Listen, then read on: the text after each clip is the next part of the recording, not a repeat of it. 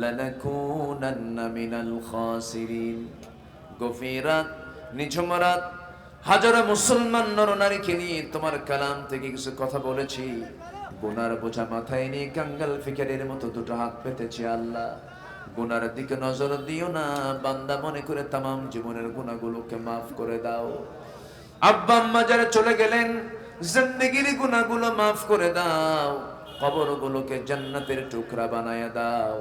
আব্বা আম্মার জন্য কি দোয়া তাও শিখিয়ে দিয়েছ। রব্বির হামহুমা কামা রব্বায়ানি সগীরা, রব্বির হামহুমা কামা রব্বায়ানি সগীরা।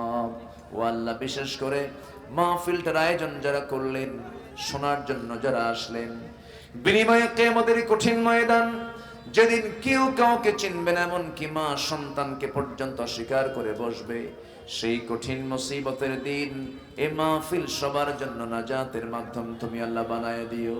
আয় আল্লাহ তাআলা, এই মাদ্রাসার শুরু থেকে নিয়ে আজ পর্যন্ত যারা শ্রম দিয়েছেন, অর্থ দিয়েছেন, জমি দিয়েছেন, মেহনত দিয়েছেন, আল্লাহ তুমি সবার অংশগ্রহণকে তুমি আল্লাহ কবুল আর মঞ্জুর করে নাও। সুলাইমান ভাই তার আব্বাকে হারিয়েছেন, আব্বার আল্লাহ তার আমার সুলাইমান ভাই তার আব্বা অসুস্থ, দোয়া চেয়েছেন, আল্লাহ তুমি তাকে সেহাতে কুল্লিয়া দান করো। আম্মাকেও তুমি আল্লাহ কবুল আর মঞ্জুর করে নাও। অনেকে অনেক প্রকার দোয়া চেয়েছেন, যার যা চাওয়া, যার যা প্রার্থনা তুমি আল্লাহ দয়া করে মঞ্জুর আর কবুল আর মঞ্জুর করে নাও। সেক্রেটারি মহোদয়কে তুমি আল্লাহ কবুল করে নাও। আয় আল্লাহ তাআলা, তোমার বান্দাগুলোকে নিয়ে এমন সময় হাত তুলেছি, গোটা দুনিয়া জুড়ে মুসলমানদের পায়ের তলায় মাটি নাই। বাইতুল আকসা তুমি আল্লাহ মুসলমানদের হাতে তুলে দাও। এই ক্রান্তি লগ্নে 56টি মুসলিম রাষ্ট্রের ভিতরে তুমি আল্লাহ একটা ওমর তুমি আল্লাহ পাঠায়া দাও। 200 কোটি মুসলমানের জন্য তুমি ওমরের মতো একটা নেতা তুমি আল্লাহ পাঠায়া দাও। আয় আল্লাহ তাআলা, এই দোয়া আমার জীবনের শেষ দোয়া হতে পারে, এই প্রার্থনা আমার জীবনের শেষ প্রার্থনা হতে পারে। মেহেরবানি করে তোমার পছন্দের বান্দার কাতারে মেহেরবানি করে আমাদের সবার নামকে তুমি আল্লাহ লিখিত করে দিও। আল্লাহ গো, এই দুনিয়াতে আসার তো সিরিয়াল ছিল, যাওয়ার তো কোনো সিরিয়াল নাই। কোন দিন মরবো জানি না, মরতে যখন হবে তুমি আল্লাহ শহীদি মত কপালে জুটাইয়া দিও।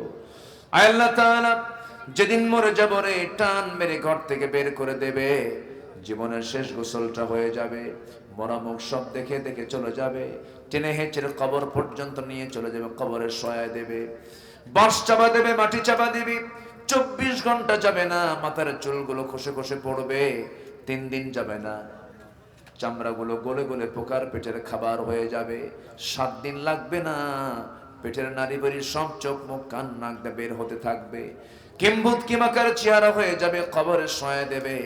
ও আল্লাহ, 3 মাসের মাথায় দেখা যাবে কয়েকটা হাড় ছাড়া আর ওই কবরে কিচ্ছু নাই রে।